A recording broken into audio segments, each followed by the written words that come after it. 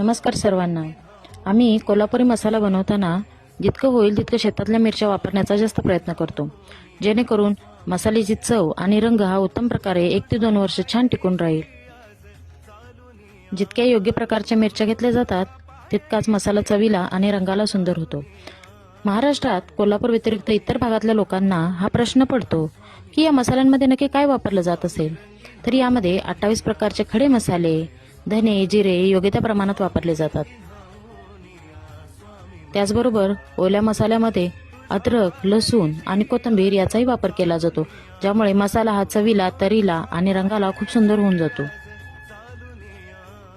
नॉनव्हेजच्या जेवणाबरोबरच रोजच्या स्वयंपाकाला सुद्धा हा मसाला अतिशय उत्तम आहे. तुम्हालाही आमचे कोल्हापुरी मसाले हवे असतील तर नक्की ऑर्डर करू शकता दिलेल्या नंबरवर. धन्यवाद.